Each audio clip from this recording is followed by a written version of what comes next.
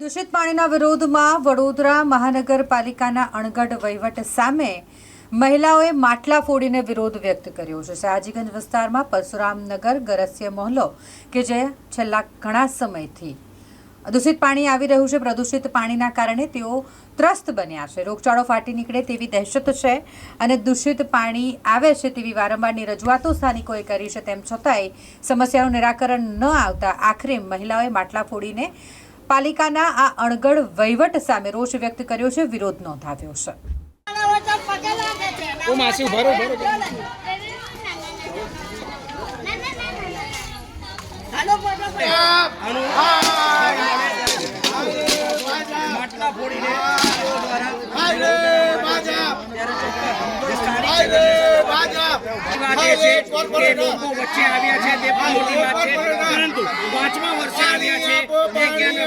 સમસ્યા આવી રહી છે ત્યાં ચોક્કસપણે આપ જે જોઈ રહ્યા છો કે હાલ જે તમામ મહિલાઓ છે આ પાણી પીવા લાયક છે। કેવી રીતના છોકરાઓને પીવડાવવાનું, શું કરવાના, પાણીનો કલર તમે જુઓ, કેવી રીતના અમે છોકરાને પીવડાવીએ, શું કરીએ અમે?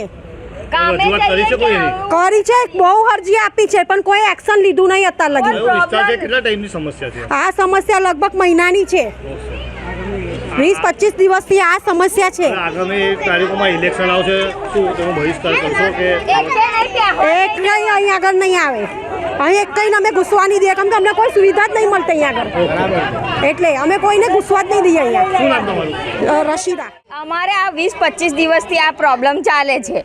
અમે 4 થી 5 વખત કમ્પ્લેન આલી તોય બી આવે અને અહીં ખાલી ફોટા પાડીને આ ગટરના ઢાંકણા જોઈને જતા રહે છે। કોઈ એક બી વ્યક્તિને આ પ્રોબ્લેમ ખબર નહીં પડી। બંબો મોકલે છે તો બી ટેન્કર મોકલે છે, 20 દિવસ 20 થી 25 મિનિટ ઊભો રહે છે। અમારા નાના નાના છોકરા છે તો અમે કેવી રીતે એ પાણી એ કરી શકીએ? તોય અમે વાપરવાનું તો બહારથી ભરી લાવીએ છીએ, પીવા માટે એ આવે છે તો અમે 25-20 દિવસ તો અમે 3-4 જગ ભરી લે। આ ઉનાળાનો ટાઈમ છે તો અમારે છોકરુંને કેટલું પાણી અમારે એ કરવાનું? કાળું પાણી એટલે બિલકુલ તમને આમ નળમાં પડે ને એટલે સીધું એટલી સ્મેલ આવે કે તમને આમ કોલેરો જાય અને માણસને થઈ જાય એવું, એવી રીતે એટલું ખરાબ પાણી આવે। અમે બહારથી લાવીએ છીએ જગ બી લાવીને કેટલા રોજના અમારે 3 જગ થઈ જાય છે। જયશ્રી માલી। આજે દૂષિત પાણીના કારણે આજે ગરાસિયા મોહલ્લો છે, પરશુરામનગરની અંદર આવેલો છે આ ગરાસિયા મોહલ્લો, ત્યાં દૂષિત પાણીનો જે વિરોધ અમે નોંધાવ્યો છે। અહીંયાના સ્થાનિક રહીશોની સાથે રાખીને માટલા ફોડીને આ વિરોધ નોંધાવવામાં આવ્યો છે। આજે ઘણા સમયથી આ લોકોને આ ગટરનું પાણી અને પીવાનું પાણી મિક્સ થાય છે, વારંવાર એ લોકો રજૂઆત કરે છે પણ કોઈ અહીંયા જોવા આવતું નથી। બિચારા કેટલા સમયથી આ રીતની પરેશાનીઓ એની તકલીફો સહન કરી રહ્યા છે। સત્તા ઉપર બેઠેલા સત્તાધીશો, તંત્રમાં બેઠેલા તંત્રના જે અધિકારીઓ છે, આ લોકો એટલી જાડી ચામડીના અધિકારીઓ છે। ગઈકાલે પણ મેં એમને કીધું કે અહીંયા આવો અને જુઓ, તારે એક માત્ર ઉડતી મુલાકાત લીધી।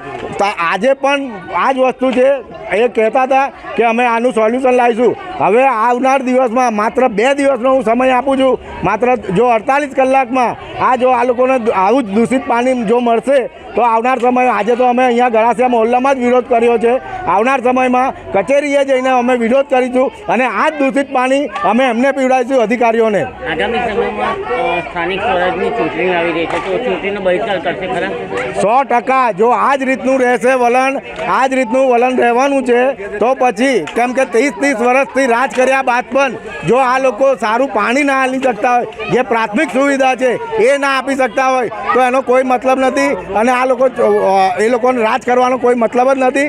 કાં તો ચૂંટણીનો બહિષ્કાર કરશે, કાં તો પછી એ લોકો ભાજપ વિરુદ્ધમાં મતદાન કરશે।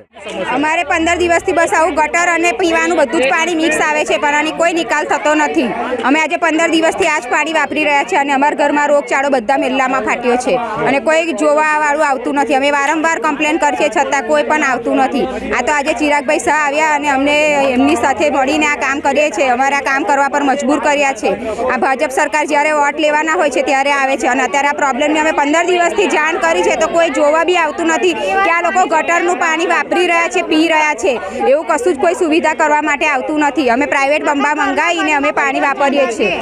તો અમારે આનો નિકાલ જોઈએ. બસ પછી અમે વોટ લેવા આવશે તો અમે કોઈને વોટ આપીએ નહીં. બસ કોંગ્રેસ સરકારને જ હવે વોટ આપીશું. અમે પાણી બગડેલું આવે છે, કોઈને રજૂઆત કરી છે આગળ? વારંવાર કેટલી વાર રજૂઆત કરી છે પણ તે છતાં કોઈ જોવા આવતું નથી. કોઈ કોર્પોરેટરને રજૂઆત કરી છે? હા કરી જ છે. અમે ઓફિસમાં બી જઈને પણ કોઈ જોવા માટે આવતું નથી. શું નામ તમારું? નઝમા રાઠોડ.